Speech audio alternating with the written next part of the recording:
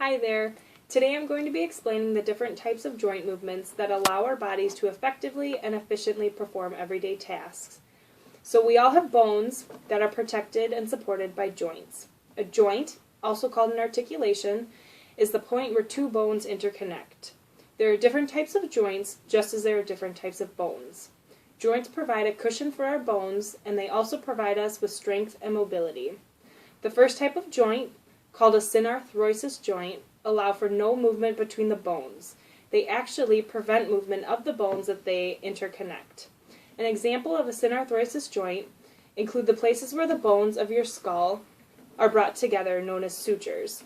If there were joints that permitted movement between the bones that hold your brain in, we would not be able to keep our brains in our skull, and we wouldn't want that. The second type of joint, known as an ampiarthrosis joint, is a joint that allows for little movement. An example of an ampiarthrosis joint is between the right half and the left half of the pelvis. This pad provides support and cushions the joining of the hip bones and allows for little movement. If the joint provided too much movement, our pelvis and legs would essentially dislocate as we began to move. The third type of joint, called a diarthrosis joint, allows for the most movement of the three types of joints.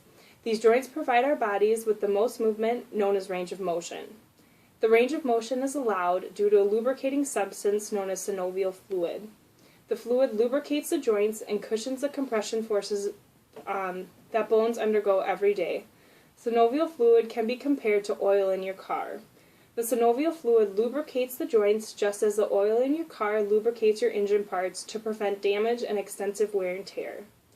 Because these joints provide us with the freest movement, I will be explaining the different types of movements these joints allow.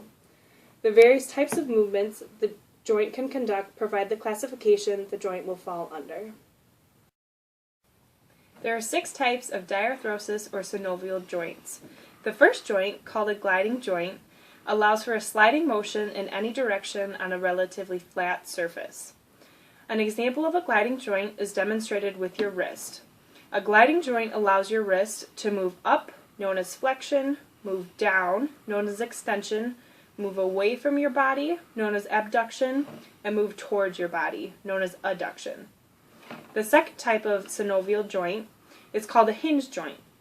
A hinge joint allows for movement in one direction only. This can be compared to a door. A door can only move in one direction, forward or backward, not up and down or side to side. An example of a hinge joint is shown with the elbow. Mr. Skeleton can move his elbow towards his head, again known as flexion, or away from his head, again known as extension. Demonstrated on me, goes up, flexion, and moves down as extension. The third type of diarthrosis joint is called a pivot joint. A pivot joint allows for rotational movement around a fixed axis. An example of a pivot joint is demonstrated with the very top of your vertebral column. The very first part of your vertebral column is called your atlas and is sitting on top of the next vertebrae called the axis. Because the first vertebrae, your atlas, is sitting on top of a non-mobile structure, your second vertebrae, known as the axis, it is able to rotate around the fixed axis.